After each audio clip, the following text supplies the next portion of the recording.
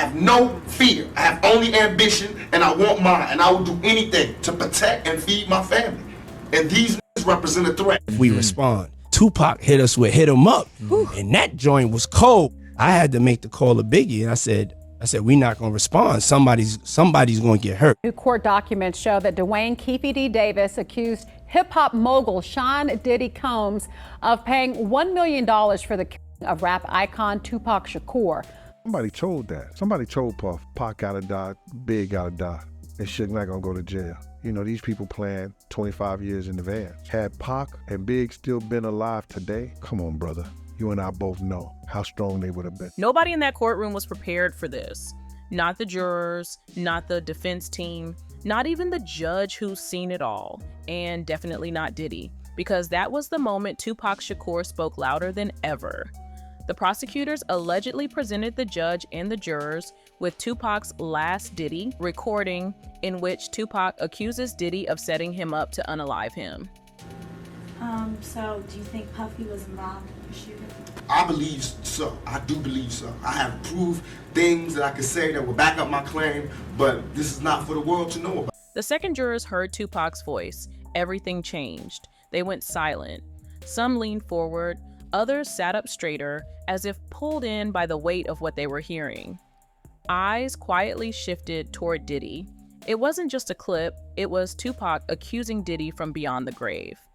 Diddy sat frozen, trying to hold his composure, but the moment he felt the jurors' eyes on him, something cracked. His jaw tightened, his eyes flicked up, and for a split second, fear flashed across his face. Diddy was always jealous of Tupac's enigma all his life. Many claim that he was relieved when Tupac passed away. But at this moment, Diddy realized that Tupac's ghost had returned to point the finger at him. But many people saw this coming because, you see, there have been rumors for years that Diddy had something to do with Tupac's death. It's one of those whispers that never really goes away. And a lot of people believe it all started because Diddy felt threatened by Tupac, not just in music, but in his presence.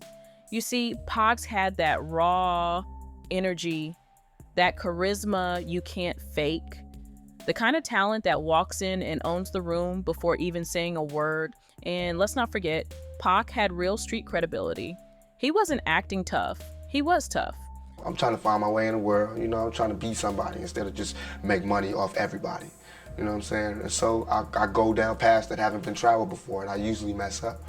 But I learn, you know what I'm saying? I come back stronger. You know, I'm not talking ignorant, you know what I'm saying? So I obviously put thought into what I do. Meanwhile, Diddy? Sure, he had the money, the connections, the power, but Pac had something Diddy never could buy: the people. And that's exactly what made him dangerous.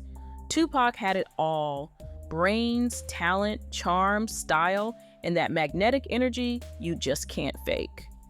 He walked into a room and it was game over.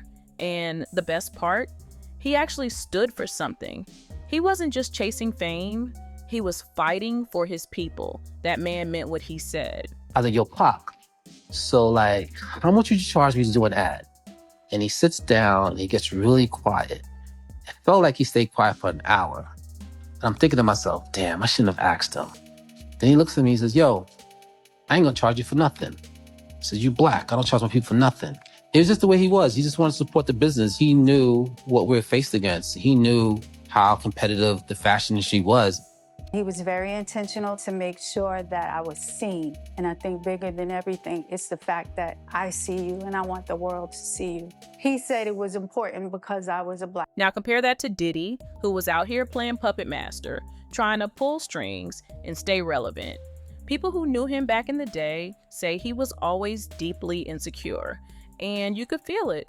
He wanted to be a legend, but lacked the sauce. It wasn't surprising for us because you got to understand, like, he always been a very fidgety person. Like, you know, like a scary, nervous individual. Scary people with money do some scary things. No bars, no acting chops, no natural style.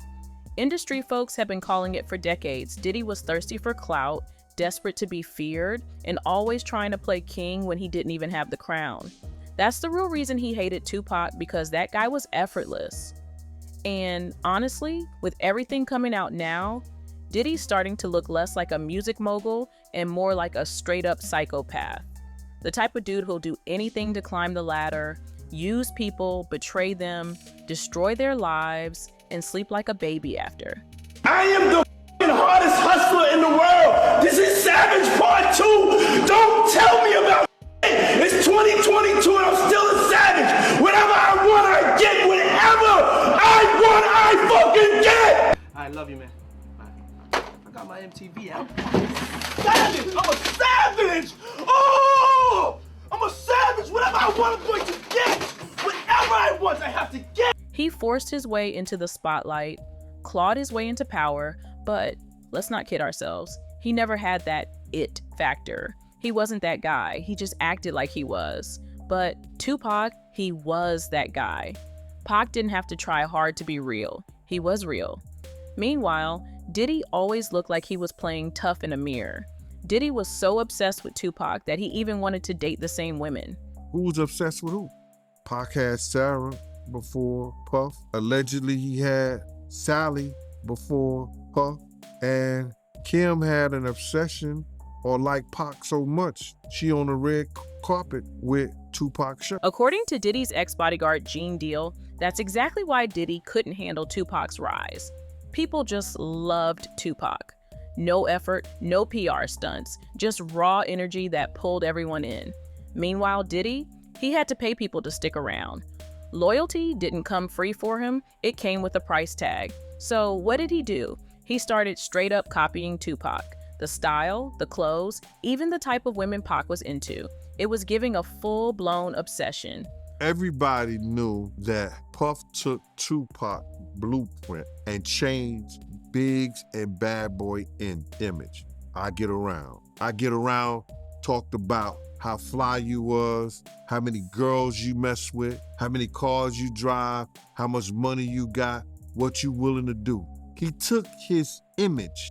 Pac was the first one on the scene wearing Versace shirts. He went and got the same Versace shirts Pac had, which, all right, some dudes would do that. You would never catch me wearing something else, something that somebody else got. He was knocking down, but Puff had an obsession with him for whatever reason it was, because he started wanting to act. He started wanting to rap. He had an obsession so bad that at his Grammy Award winning speech, he used the same speech that Pac used. Prosecutors didn't bring up Tupac's voice just for drama. They brought it in for strategy. In what's shaping up to be a possible RICO case, they need to show not just isolated incidents, but a long-standing pattern of criminal behavior. That's where Tupac comes in. His 1995 interview where he directly accuses Diddy of setting him up suddenly becomes more than just an old clip. It becomes historical context.